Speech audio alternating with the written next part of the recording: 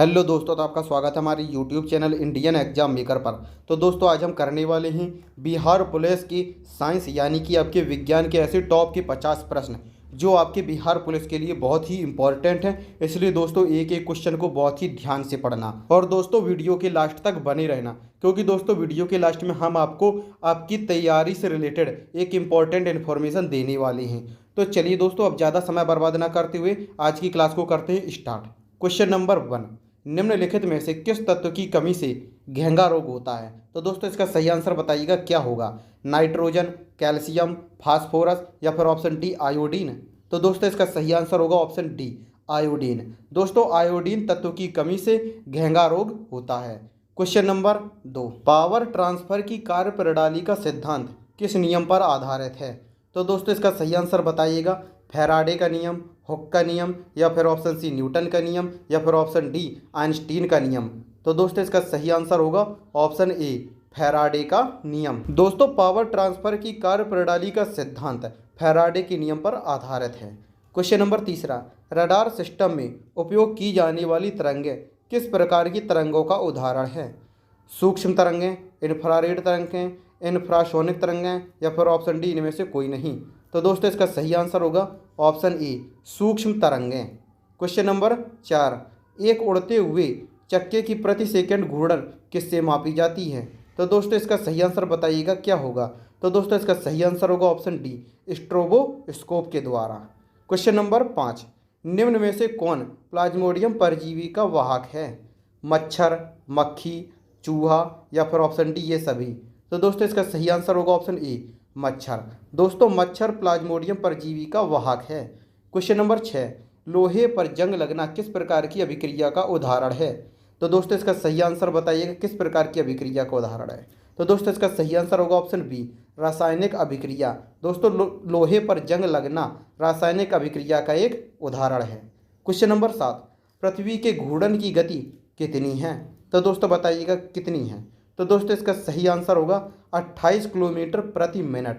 दोस्तों पृथ्वी की जो अपने अक्ष पर घूर्णन गति है ये 28 किलोमीटर प्रति मिनट है। क्वेश्चन नंबर 8, निम्न में से किस वैज्ञानिक ने विकासवाद के सिद्धांत का प्रतिपादन किया? डार्विन, मैक्सवेल, न्यूटन या फिर ऑप्शन डी जॉनसन। तो दोस्तों इसका सही आंसर होगा ऑप्शन ए डार्विन। दोस्तों डार्विन वैज्ञानिक ने विकासवाद के सिद्धांत का प्रतिपादन किया। और दोस्तों अगर आपको इनकी प्रैक्टिस करने के लिए पीडीएफ चाहिए तो दोस्तों आपको Telegram group Indian exam maker पर इसकी पीडीएफ मिल जाएगी, वहां से जाकर आप लोग पीडीएफ डाउनलोड कर सकते हो। और दोस्तों अगर आपने अभी तक वीडियो को लाइक नहीं किया है तो जल्दी से वीडियो को एक लाइक कर दो और चैनल पर नए हो तो सब्सक्राइब करके नोटिफिकेशन बेल को भी ऑन कर दो, जिससे कि अगली वीडियो क्लास की नोटिफिकेशन सबसे पहले आप लोगों तक पहुँच सके। क्वेश्चन नंबर 9, चींटी के डंक में कौन सा अम्ल पाया जाता है? सीट्रिक अम्ल, एसिटिक अम्ल, मेथिनोइक अम्ल या फिर ऑप्शन डी लैक्टिक अम्ल। तो दोस्तों इसका सही आंसर होगा ऑप्शन सी मेथिनोइक अम्ल। दोस्तों चींटी के डंक में मेथिनोइक अम्ल पाया जाता है। क्वेश्चन नंबर 10, अगर एक लोहे की छड़ में जंग लग जाए तो उसके भार में क्या परिवर्तन होगा? तो दोस्तों इसका सही आंसर बताइएगा क्या होगा, क्या अंतर होगा। तो दोस्तों इसका सही आंसर होगा ऑप्शन बी भार बढ़ जाएगा। दोस्तों अगर लोहे की एक छड़ में जंग लग जाए तो उसका भार बढ़ जाएगा। क्वेश्चन नंबर 11, किस यंत्र के द्वारा सौर ऊर्जा को विद्युत ऊर्जा में रूपांतरित किया जाता है? तो दोस्तों इसका सही आंसर बताइएगा क्या होगा। तो दोस्तों इसका सही आंसर होगा ऑप्शन ए फोटोवोल्टिक सेल के द्वारा सौर ऊर्जा को विद्युत ऊर्जा में रूपांतरित किया जाता है। क्वेश्चन नंबर 12, पृथ्वी के केंद्र पर गुरुत्वाकर्षण के कारण त्वरण का मान क्या होता है? तो दोस्तों इसका सही आंसर होगा ऑप्शन ए 0। दोस्तों पृथ्वी के केंद्र पर गुरुत्वाकर्षण के कारण त्वरण का मान 0 होता है। क्वेश्चन नंबर 13, कम तापमान को मापने वाले यंत्र को क्या कहा जाता है? हाइग्रोमीटर, क्रायोमीटर, पायरोमीटर या फिर ऑप्शन डी टेकोमीटर। तो दोस्तों इसका सही आंसर होगा ऑप्शन बी क्रायोमीटर। दोस्तों कम तापमान को मापने वाले यंत्र को क्रायोमीटर कहा जाता है। क्वेश्चन नंबर 14, मनुष्य के सुनने की क्षमता कितनी होती है?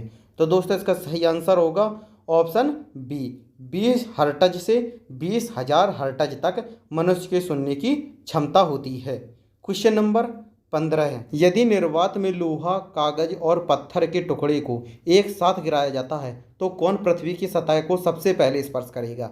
तो दोस्तों इसका सही आंसर होगा ऑप्शन डी तीनों एक साथ। दोस्तों अगर निर्वात में लोहा, कागज और पत्थर के टुकड़े को एक साथ नीचे जमीन पर गिराया जाएगा सतह पर, तो दोस्तों तीनों एक साथ गिरेंगी। क्वेश्चन नंबर 16, निम्नलिखित में से कौन कांच का सबसे महत्वपूर्ण घटक है? क्वार्टज, माइका, सिलिका या फिर ऑप्शन डी इनमें से कोई नहीं। तो दोस्तों इसका सही आंसर होगा ऑप्शन सी, सिलिका। दोस्तों कांच का सबसे महत्वपूर्ण घटक सिलिका है। क्वेश्चन नंबर 17, पदार्थ का परमाणु सिद्धांत किस वैज्ञानिक ने दिया? मैक्सवेल, पास्कल, जॉन डाल्टन या फिर ऑप्शन डी, न्यूटन। तो दोस्तों इसका सही आंसर होगा ऑप्शन सी, जॉन डाल्टन। दोस्तों पदार्थ का परमाणु सिद्धांत जॉन डाल्टन वैज्ञानिक ने दिया था। क्वेश्चन नंबर 18, वॉशिंग मशीन किस सिद्धांत पर कार्य करता है? अपकेंद्री बल, अभिकेंद्री, उपरोक्त दोनों या फिर ऑप्शन डी इनमें से कोई नहीं। तो दोस्तों इसका सही आंसर होगा ऑप्शन ए, अपकेंद्रीय बल। दोस्तों वॉशिंग मशीन अपकेंद्रीय बल के सिद्धांत पर कार्य करती है। क्वेश्चन नंबर 19, आघूर्ण बल की एसआई इकाई क्या है? न्यूटन, न्यूटन मीटर, मीटर प्रति सेकंड या फिर ऑप्शन डी, ओम। तो दोस्तों इसका सही आंसर होगा ऑप्शन बी, न्यूटन मीटर। दोस्तों आघूर्ण बल की एसआई इकाई न्यूटन मीटर है। क्वेश्चन नंबर 20, अल्जाइमर रोग मानव शरीर के किस अंग को मुख्य रूप से प्रभावित करता है? ऑप्शन ए मस्तिष्क, ऑप्शन बी हृदय, ऑप्शन सी यकृत या फिर ऑप्शन डी फेफड़ा। तो दोस्तों इसका सही आंसर होगा ऑप्शन ए, मस्तिष्क। दोस्तों अल्जाइमर रोग मानव शरीर के मस्तिष्क को मुख्य रूप से प्रभावित करता है। क्वेश्चन नंबर 21, अस्थि मज्जा में रुधिर कणिकाओं के निर्माण को क्या कहा जाता है? तो इसका सही आंसर बताइएगा क्या होगा? तो इसका सही आंसर होगा ऑप्शन बी, हेमेटोपाइसिस। दोस्तों अस्थि मज्जा में रुधिर कणिकाओं के निर्माण को हेमेटोपाइसिस कहा जाता है। क्वेश्चन नंबर 22, फ्लोरोसेंट लैंप में चॉक के उपयोग का मुख्य उद्देश्य क्या है? तो मुख्य उद्देश्य क्या है बताइएगा, क्या आंसर होगा? तो दोस्तों इसका सही आंसर होगा विद्युत धारा के प्रभाव को बढ़ाना। दोस्तों यही फ्लोरोसेंट लैंप में चॉक का उपयोग का मुख्य उद्देश्य है। क्वेश्चन नंबर 23, यदि किसी तत्व का परमाणु क्रमांक बराबर है लेकिन परमाणु भार भिन्न भिन्न है तो उस तत्व को क्या कहते हैं? क्या कहते हैं? समभारक, समस्थानिक, समन्यूट्रॉनिक या फिर ऑप्शन डी इनमें से कोई नहीं। तो इसका सही आंसर होगा ऑप्शन बी, समस्थानिक। दोस्तों यदि किसी तत्व का परमाणु क्रमांक बराबर है लेकिन परमाणु भार भिन्न भिन्न होता है तो दोस्तों उस तत्व को समस्थानिक कहा जाता है, इतना याद रखना। क्वेश्चन नंबर 24, निम्न में से किन किरणों का उत्सर्जन रेडियो एक्टिवता के दौरान होता है? अल्फा किरणें, गामा किरणें, बीटा किरणें या फिर ऑप्शन डी, कैथोड किरणें। तो दोस्तों इसका सही आंसर होगा ऑप्शन डी, कैथोड किरणें। दोस्तों कैथोड किरणों का उत्सर्जन रेडियो एक्टिवता के दौरान नहीं होता है। क्वेश्चन नंबर 25, पीयूष ग्रंथि मानव शरीर के किस अंग में स्थित होती है? ऑप्शन ए मस्तिष्क, ऑप्शन बी हृदय, ऑप्शन सी यकृत या फिर ऑप्शन डी, फेफड़े। तो दोस्तों इसका सही आंसर होगा ऑप्शन ए, मस्तिष्क। दोस्तों पीयूष ग्रंथि मानव शरीर के मस्तिष्क भाग में स्थित होती है। क्वेश्चन नंबर 26, निम्नलिखित में से कौन सी गैस चूने के पानी को दूधिया कर देती है? हाइड्रोजन, ऑक्सीजन, कार्बन डाइऑक्साइड या फिर ऑप्शन डी इनमें से कोई नहीं। तो दोस्तों इसका सही आंसर होगा ऑप्शन सी, कार्बन डाइऑक्साइड। दोस्तों ये जो कार्बन डाइऑक्साइड गैस होती है ये चूने के पानी को दूधिया कर देती है। क्वेश्चन नंबर 27, ऑक्सीजन की खोज किसने की थी? प्रिस्टले ने, कार्ल सीले ने, विलियम हार्वे ने या फिर ऑप्शन डी, ए और बी दोनों ने। तो दोस्तों इसका सही आंसर होगा ऑप्शन ए, प्रिस्टले ने। दोस्तों ऑक्सीजन की खोज प्रिस्टले ने की थी। क्वेश्चन नंबर 28, निम्नलिखित में से कितनी ऊंचाई पर ऑक्सीजन की मात्रा नगण्य होती है? तो दोस्तों इसका सही आंसर बताइएगा क्या होगा? तो दोस्तों इसका सही आंसर होगा ऑप्शन डी, 120 किलोमीटर। दोस्तों 120 किलोमीटर की ऊंचाई पर ऑक्सीजन की मात्रा नगण्य हो जाती है। क्वेश्चन नंबर 29, हमारे पृथ्वी का वायुमंडल कितने भागों में बटा है? 3, 4, 5 या फिर ऑप्शन डी 6। तो दोस्तों इसका सही आंसर होगा ऑप्शन सी, 5। दोस्तों हमारे पृथ्वी का वायुमंडल 5 भागों में बटा हुआ है। और दोस्तों इस वायुमंडल के 5 भाग कौन कौन से हैं आइए इनको भी जान लेते हैं।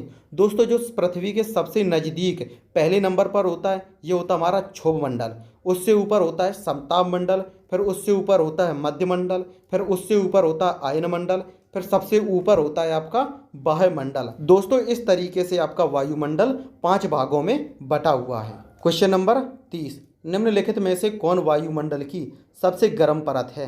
तो दोस्तों इसका सही आंसर हो क्या होगा? तो दोस्तों इसका सही आंसर ऑप्शन ए थर्मोस्फीयर। दोस्तों वायुमंडल की सबसे गर्म परत आपकी ये थर्मोस्फीयर होती है। क्वेश्चन नंबर 31, वायुमंडल में उपस्थित सबसे हल्की गैस कौन सी है? हाइड्रोजन, ऑक्सीजन, नाइट्रोजन या फिर ऑप्शन डी नियॉन। तो दोस्तों इसका सही आंसर होगा ऑप्शन ए हाइड्रोजन। दोस्तों वायुमंडल में उपस्थित सबसे हल्की गैस आपकी हाइड्रोजन ही होती है। क्वेश्चन नंबर 32, निम्नलिखित में से कौन दुनिया की सबसे जहरीली गैस है? तो दोस्तों इसका सही आंसर होगा ऑप्शन बी जाइलाल ब्रोमाइड। दोस्तों ये आपकी जाइलाल ब्रोमाइड ये दुनिया की सबसे जहरीली गैस होती है। क्वेश्चन नंबर 33, पृथ्वी की पपड़ी पर सबसे प्रचुर मात्रा में मौजूद दुर्लभ गैस कौन सी है? आर्गन, नियोन, जीनॉन या फिर ऑप्शन डी रेडॉन। तो दोस्तों इसका सही आंसर होगा option A argon. Question number 34, निम्नलिखित में से पृथ्वी की सतह पर सर्वाधिक मात्रा में कौन सा तत्व पाया जाता है? और हाइड्रोजन, ऑक्सीजन, नियोन या फिर ऑप्शन डी आर्गन। तो दोस्तों इसका सही आंसर होगा ऑप्शन बी ऑक्सीजन। दोस्तों पृथ्वी की सतह पर सर्वाधिक मात्रा में ऑक्सीजन तत्व पाया जाता है। क्वेश्चन नंबर 35, हमारी पृथ्वी में सबसे अधिक मात्रा में कौन सी धातु मौजूद है? लोहा, एल्यूमिनियम, तांबा या फिर ऑप्शन डी जिंक। तो दोस्तों इसका सही आंसर होगा ऑप्शन बी एल्यूमिनियम। दोस्तों हमारी पृथ्वी में सबसे अधिक मात्रा में जो धातु पाई जाती है ये एल्यूमिनियम है। क्वेश्चन नंबर 36, निम्नलिखित में से कौन एक जैविक अम्ल है? कार्बनिक अम्ल, नाइट्रिक अम्ल, सल्फ्यूरिक अम्ल या फिर ऑप्शन डी ऑक्सैलिक अम्ल। तो दोस्तों इसका सही आंसर होगा ऑप्शन डी ऑक्सैलिक अम्ल। दोस्तों ये एक जैविक अम्ल है। क्वेश्चन नंबर 37, हमारे मुंह के पार्श्व भाग में स्थित टॉन्सिल का मुख्य कार्य क्या है? तो दोस्तों इसका सही आंसर होगा ऑप्शन बी रोगाणुओं का विनाश करना। दोस्तों यही कार्य है टॉन्सिल का मुख्य। क्वेश्चन नंबर 38, दो या दो से अधिक धातुओं के मिश्रण को क्या कहा जाता है? तो दोस्तों इसका सही आंसर बताइएगा क्या कहा जाता है? Option A amalgam, option B क्षारीय धातु, ऑप्शन सी उत्कृष्ट धातु, ऑप्शन सी मिश्र धातु। तो दोस्तों इसका सही आंसर होगा ऑप्शन डी मिश्र धातु कहा जाता है। क्वेश्चन नंबर 39, निम्नलिखित में से कौन सा पदार्थ क्लोरीन के साथ अभिक्रिया करके ब्लीचिंग पाउडर का उत्पादन करता है? तो दोस्तों इसका सही आंसर क्या होगा, सही बताइएगा। तो दोस्तों इसका सही आंसर होगा ऑप्शन बी बिना बुझा चूना। दोस्तों बिना बुझा चूना क्लोरीन के साथ अभिक्रिया करके ब्लीचिंग पाउडर का उत्पादन करता है। क्वेश्चन नंबर 40, निम्नलिखित में से किसकी आयु का पता लगाने के लिए रेडियो कार्बन डेटिंग का उपयोग किया जाता है? ऑप्शन ए भवनों की, ऑप्शन बी जीवाश्म की, ऑप्शन सी पत्थर की या फिर ऑप्शन डी शिशुओं की। तो दोस्तों इसका सही आंसर होगा ऑप्शन बी जीवाश्म की आयु का पता लगाने के लिए रेडियो कार्बन डेटिंग का उपयोग किया जाता है। क्वेश्चन नंबर 41, यदि लाल और हरे रंग को आपस में मिला दिया जाए तो निम्नलिखित में से कौन सा रंग बनेगा? ऑप्शन ए पीला, ऑप्शन बी लाल, ऑप्शन सी सफ़ेद या फिर ऑप्शन डी मैजेंटा। तो दोस्तों इसका सही आंसर होगा ऑप्शन ए पीला। दोस्तों यदि आप लाल और हरे रंग को आपस में मिला दोगे तो इनके मिश्रण से पीला रंग बनेगा। क्वेश्चन नंबर 42, पशुओं में किसके कारण खुरपका और मुंहपका रोग होता है? जीवाणुओं के कारण, प्रोटोजोआ के कारण, विषाणु या फिर ऑप्शन डी कीट के कारण। तो दोस्तों इसका सही आंसर होगा ऑप्शन सी विषाणु के कारण। दोस्तों विषाणु के कारण पशुओं में खुरपका और मुंहपका रोग हो जाता है। क्वेश्चन नंबर 43, ट्यूबलाइट में मुख्यतः कौन सी गैस भरी जाती है? तो दोस्तों इसका सही आंसर बताइएगा क्या होगा, कौन सी गैस भरी जाती है? तो दोस्तों इसका सही आंसर होगा ऑप्शन बी पारे का वाष्प और आर्गन। दोस्तों ट्यूबलाइट में मुख्यतः पारे का वाष्प और आर्गन गैस भरी जाती है। क्वेश्चन नंबर 44, ठोस की शुद्धता का निर्धारण किसके द्वारा किया जाता है? क्वथनांक बिंदु के कारण, हिमांक बिंदु के कारण, गलनांक बिंदु के कारण या फिर ऑप्शन डी इनमें से कोई नहीं। तो दोस्तों इसका सही आंसर होगा ऑप्शन सी गलनांक बिंदु के द्वारा ठोस की शुद्धता का निर्धारण किया जाता है। क्वेश्चन नंबर 45, भौतिक संतुलन किस सिद्धांत पर कार्य करता है? तो दोस्तों इसका सही आंसर बताइएगा क्या होगा।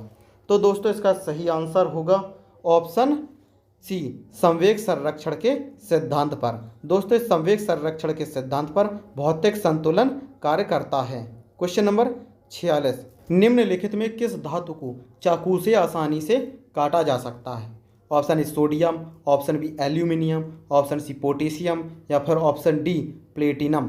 तो दोस्तों इसका सही आंसर होगा ऑप्शन ए सोडियम। दोस्तों सोडियम धातु को चाकू से आसानी से काटा जा सकता है।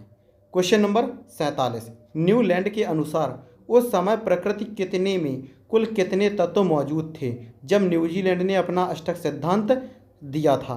तो दोस्तों इसका सही आंसर होगा ऑप्शन सी 56।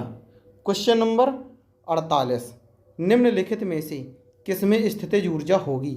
ऑप्शन ए बांध के पानी में, ऑप्शन बी उड़ते हुए वायुयान में, गिरते हुए नारियल में या फिर ऑप्शन डी उपरोक्त सभी में। तो दोस्तों इसका सही आंसर होगा ऑप्शन ए बांध के पानी में। दोस्तों बांध के पानी में स्थितिज ऊर्जा होगी। क्वेश्चन नंबर 49, सार्वत्रिक गुरुत्वाकर्षण के लिए कैपिटल जी का मान किसने ज्ञात किया था। ऑप्शन ए न्यूटन ने, ऑप्शन बी डाल्टन ने, ऑप्शन सी जे थॉमसन ने या फिर ऑप्शन डी हेनरी कैवेंडिश ने। तो दोस्तों इसका सही आंसर होगा ऑप्शन डी हेनरी कैवेंडिश ने। दोस्तों हेनरी कैवेंडिश ने सार्वत्रिक गुरुत्वाकर्षण यानी कि कैपिटल जी के सिद्धांत का प्रतिपादन किया था। और दोस्तों इस कैपिटल जी का जो मान होता है ये होता है 6.67 × 10⁻⁻11। क्वेश्चन नंबर 50, जीवन के भौतिक चरण को क्या कहा जाता है। तो दोस्तों इसका सही आंसर बताइएगा क्या होगा, क्या कहा जाता है। तो दोस्तों इसका सही आंसर होगा ऑप्शन बी प्रोटोप्लाज्म। दोस्तों जीवन के भौतिक चरण को प्रोटोप्लाज्म भी कहा जाता है। तो दोस्तों ये 50वां क्वेश्चन आपकी आज की वीडियो क्लास का लास्टवां क्वेश्चन है। और दोस्तों अभी वीडियो को स्किप करके मत जाना, पहले पूरी इंफॉर्मेशन सुन लीजिए। तो दोस्तों जिस तरीके से ये आज की ये बिहार पुलिस के लिए साइंस की क्लास थी टॉप के 50 प्रश्न की, इसी तरीके से आपको डेली के डेली बिहार पुलिस के लिए साइंस के टॉप के 50 प्रश्न की वीडियो क्लास मिलती रहेगी और साथ में ही जीके जीएस की भी क्लास मिलेगी। और दोस्तों आपको डेली की डेली इनकी प्रैक्टिस करने के लिए पीडीएफ भी मिलेगी। और दोस्तों ये पीडीएफ आपको Telegram group Indian exam maker पर मिला करेगी, तो जाइए ज्वाइन हो जाइए। और दोस्तों ये क्वेश्चंस आपकी इसी वीडियो क्लास में से लिए गए हैं। दोस्तों अगर आपने इस वीडियो क्लास को ध्यान से पढ़ा है तो आप इस क्वेश्चन का आंसर जरूर दे पाएंगे। तो इसलिए दोस्तों देखते हैं कितने लोगों ने इस क्लास को पूरे ध्यान से अटेंड किया है। तो देखते हैं कितने लोग इस क्वेश्चन का सही आंसर कमेंट बॉक्स में दे पाते हैं। और दोस्तों अगर आपको आज की ये वीडियो क्लास पसंद आई हो तो एक लाइक कर देना और चैनल पर नए हो तो सब्सक्राइब करके नोटिफिकेशन बेल को भी ऑन कर देना, जिससे कि अगली वीडियो क्लास की नोटिफिकेशन सबसे पहले आप लोगों तक पहुंच सके।